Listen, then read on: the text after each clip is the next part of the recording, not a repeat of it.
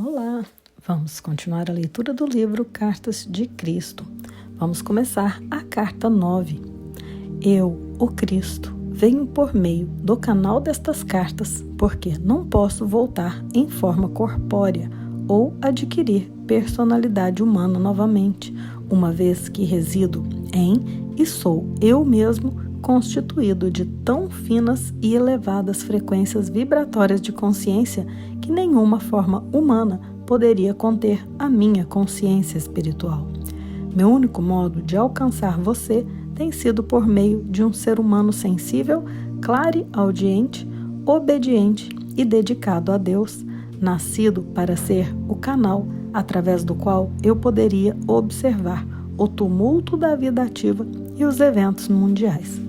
Assim pude examinar intimamente o conflito e a dor atual, desconhecidos nos séculos passados, pois as descobertas científicas e tecnológicas e a diminuição dos valores morais e convencionais têm levado a humanidade a condições altamente estressantes na vida moderna e a novas maneiras de relacionarem-se uns com os outros. Através do canal dessa mente flexível, a condição humana moderna se tornou, até certo ponto, acessível para mim. Sem esse conhecimento da experiência humana, essas cartas não poderiam ter sido escritas de uma forma útil para auxiliar a humanidade nestes tempos.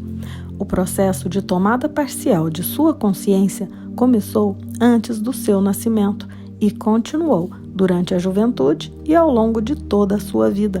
Meu canal iniciou pela completa desprogramação de sua mente e purificação dos velhos conceitos e foi deliberadamente submetida a todo tipo de experiências humanas, testemunhando as lutas e sofrimentos envolvidos na vida moderna.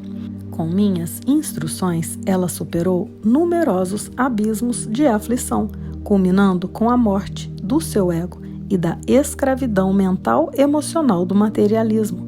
Ela está aprendendo a mover-se nas frequências de consciência do amor universal e já teve a experiência pessoal da realidade da consciência universal. Assim, ela vem sendo suficientemente purificada para receber cada vez mais claramente meus ensinamentos e para distribuí-los ao mundo. Sob a minha influência, retirou-se da vida social para a solidão e isolamento, tornando-se dependente de mim para a sua vontade de viver cotidiana.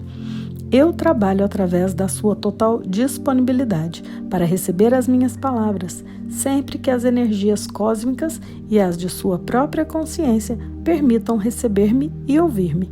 Confio na sua honestidade e dedicação para esperar ouvir-me com exatidão e sempre faço com que ela saiba claramente quando sou eu quem fala. Até que eu fale, ela é incapaz de escrever.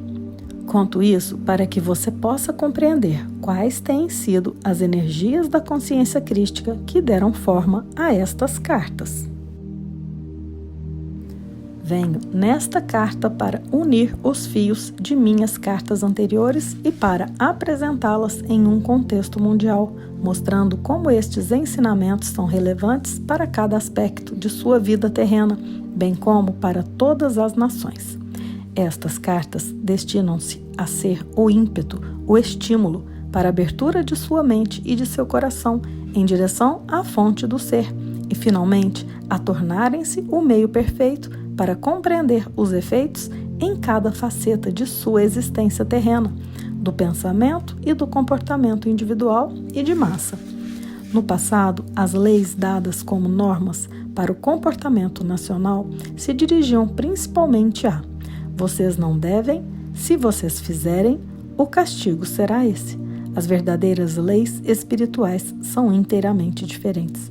As leis espirituais são expressas desta forma: uma vez que você e o lugar de sua existência terrena foram criados desta maneira, se você trabalha em harmonia com as leis de sua existência, você abrirá seu sistema inteiro de alma, mente, emoções, corpo e circunstâncias pessoais para o fluxo constante da consciência divina, sua força vital. Os frutos do seu comportamento disciplinado retornarão para abençoá-lo e torná-lo cheio de saúde, harmonia e prosperidade. Se, por outro lado, você ignora as leis da existência e continua vivendo da mesma maneira que vivia antes de ter recebido essa mensagem, então a sua vida continuará sendo marcada pelo tumulto, condições climáticas difíceis, pragas nas colheitas, desastres econômicos, privação de alimentos e uma vida estressante.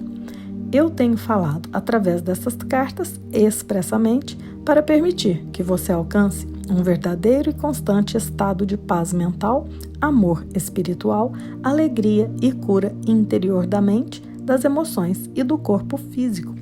Você já deve ter compreendido que este era também o único propósito que existia por trás da minha missão com as pessoas na Terra: mostrar como elas mesmas estavam criando a sua própria miséria. As igrejas cristãs vêm ensinando que você foi criado por Deus, que deve adorar e agradar a Deus, respeitando suas leis. Mas isso não é verdade. Adorar a Deus é um rito pagão. Quando as pessoas adoram a Deus, o colocam em separado e acima delas, inalcançável e para ser temido, pois quem sabe que mal ele poderá enviar à terra se as pessoas não agirem de acordo com a sua vontade. Porém, essa não foi a mensagem que eu trouxe à terra.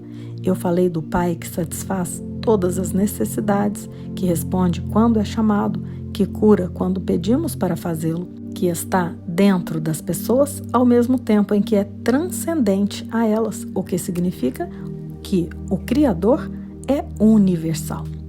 A religião judaica ensinava que somente os sumos sacerdotes poderiam aproximar-se do Santo dos Santos e fazerem súplicas pelo povo. A população só poderia aproximar-se de Jeová através dos sacerdotes, trazendo pássaros e animais para que fossem oferecidos em sacrifício, queimados para apaziguar Jeová pelos pecados das pessoas. Através desses meios, os judeus obtinham o perdão dos pecados. Eu ensinei repetidas vezes às pessoas que elas receberiam o perdão do Pai para os seus pecados, segundo a sua própria boa vontade para perdoar os outros, pois seria dado a elas de acordo com a sua própria semeadura.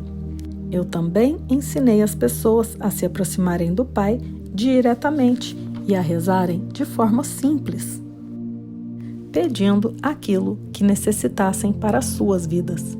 Assegurei que elas seriam ouvidas e as suas súplicas respondidas, desde que fossem feitas com fé total, sem nenhuma dúvida em suas mentes.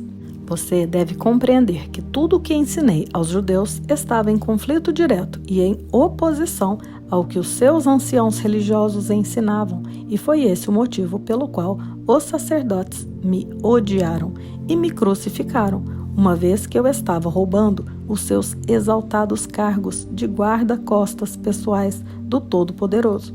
Devido ao temor das represálias depois da minha morte, os discípulos não se libertaram completamente do Antigo Testamento.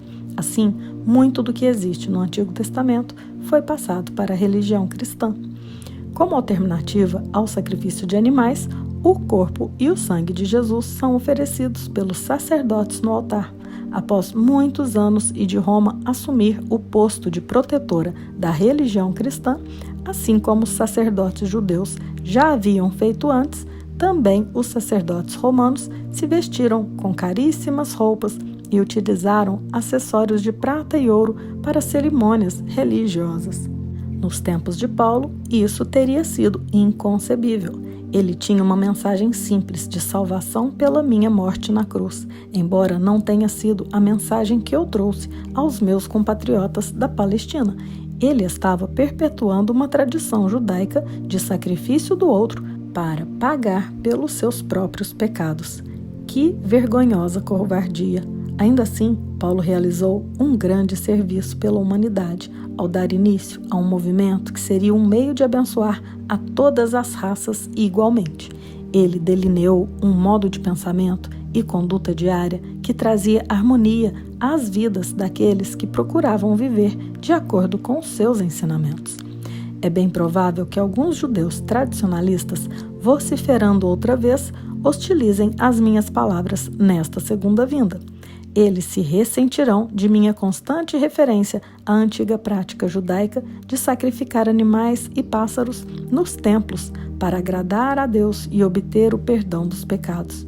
Porém, sejam quais forem as suas objeções, o fato histórico continua sendo que o templo era um lugar para oferecer sacrifícios e que o cheiro era sentido em toda Jerusalém.